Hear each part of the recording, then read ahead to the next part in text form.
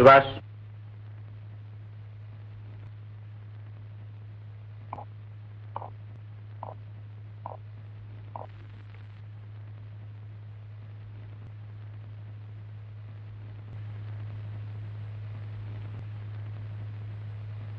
তোমরা শোনো,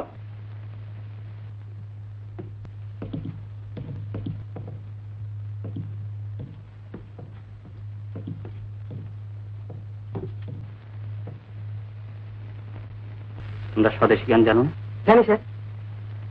গাও না, গাও না, গাও। উঠো গো ভারত লক্ষ্মী, উঠো আদি জগত জন পূজা। উঠো গো ভারত লক্ষ্মী, উঠো আদি জগত জন পূজা। দুঃখ দৈন্য সব নাশী, কর দূরিত ভারত লজ্জা। ছাড়ো গো ছাড়ো শোক সজ্জা, করো সজ্জা, কুল কমল কনক ধর ধান্যে। জননী গোলহ তুলে বক্ষে, শান্তন বাস দেহ তুলে চক্ষে। জননী গোলহ তুলে বক্ষে, শান্তন বাস দেহ তুলে চক্ষে। কাঁদিছে তব চরণ তলে, ত্রিশতি কোটি নর নারী গো। উঠো গো ভারত লক্ষ্মী, উঠো আদি জগত জন পূজা।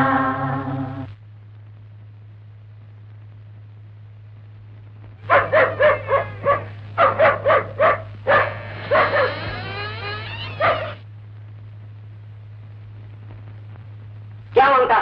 কলেজের প্রফেসর বাবু এসেছেন। उसको बुलाओ।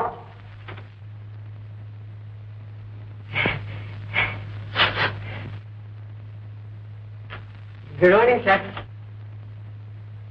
Long live the king. ये बेनी माधव कौन है? Who is this Beni Madhav? A vile hypocrite. বলুন কি ব্যাপার? ডিস্ট্রিক্ট ম্যাজিস্ট্রেট আমাকে পাঠালেন আপনার কাছে। কেন? তিনি আপনার স্কুল সম্বন্ধে কয়েকটি খবর চান। ছেলেরা ক্ষুদিরামের ফাঁসির দিন উপোস করেছিল, সে খবর? হ্যাঁ, আপনি জেনে শুনে ছেলেদের কিছু বলেননি? ছেলেরা নিজের ইচ্ছে খাবে না, রান্না হতে দেবে না, এটা আমার বলবার কি আছে? আপনি হেডমাস্টার, আপনি বারণ করতে পারতেন। একটা ভালো কাজ আমি বারণ করতে যাব কেন? ভালো কাজ? একজন বিপ্লবীর হত্যাকাণ্ডকে ছেলেরা ভালো কাজ বলবে? নিজের দেশ হলে আপনার ওই ইংরেজ ম্যাজিস্ট্রেট এটাকে ভালো কাজই বলতে।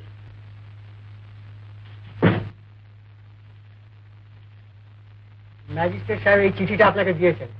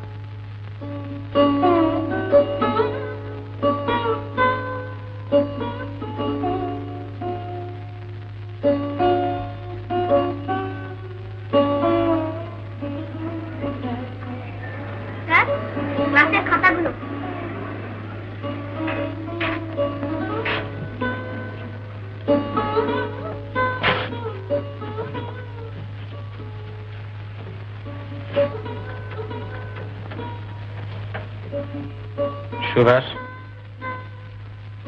তোমাদের ছেড়ে চলে যেতে হচ্ছে। স্যার,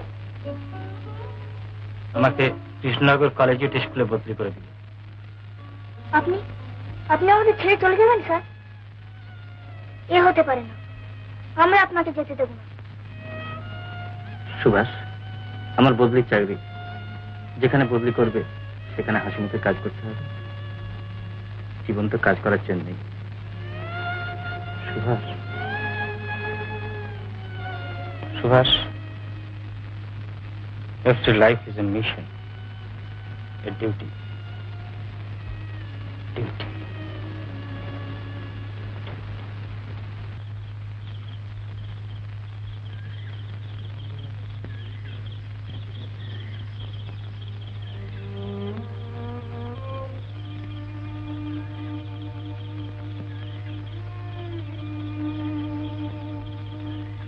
ওরা সবাই? পণ্ডিত মশাইয়ের সঙ্গে স্টেশনে রওনা হয়ে গেছে।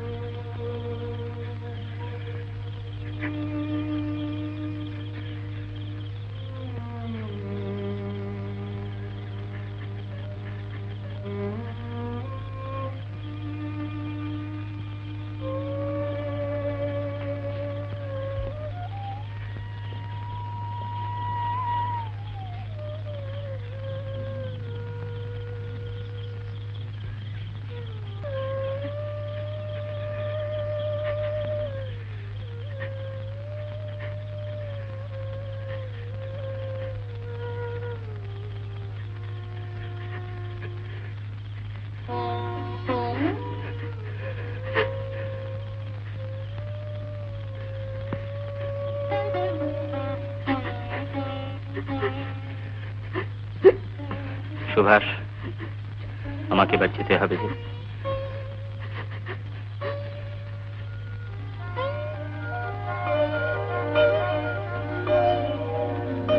সুভাষ, তোমার উপর আমার অনেক আশা, অনেক ভরসা।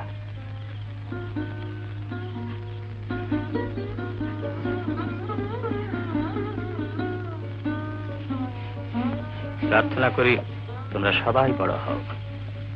A man of the man.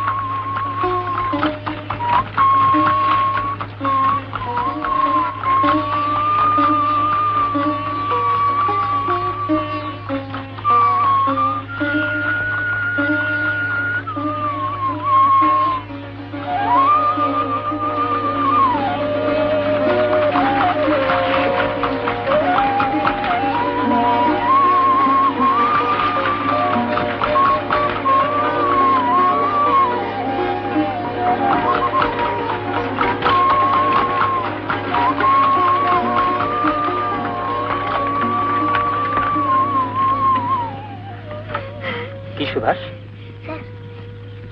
বলো। আমি আপনাকে চিঠি লিখবো স্যার। কেন লিখবে না? নিশ্চয়ই লিখবে, নিশ্চয়ই লিখবে।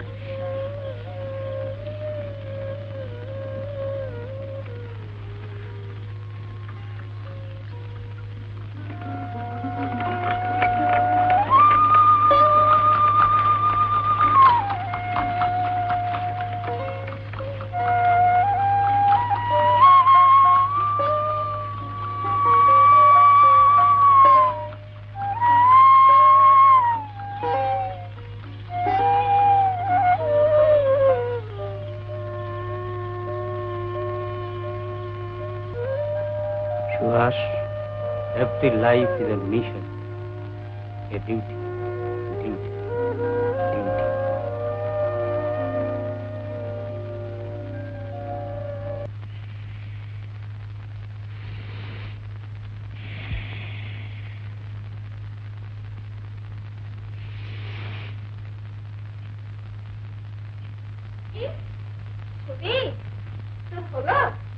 আমাকে কথামৃত পড়ে শোনাবি না?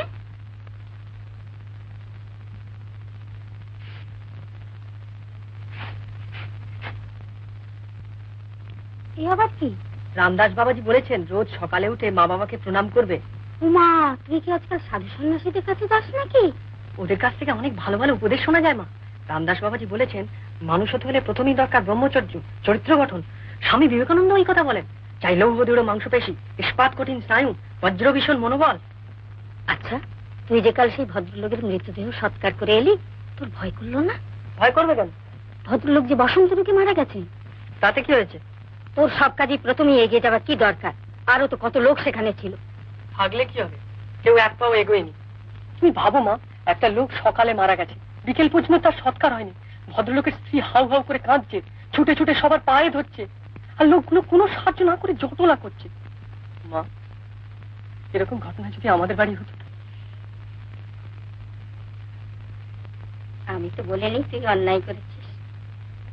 মায়ের মন সে তুই বুঝবি না।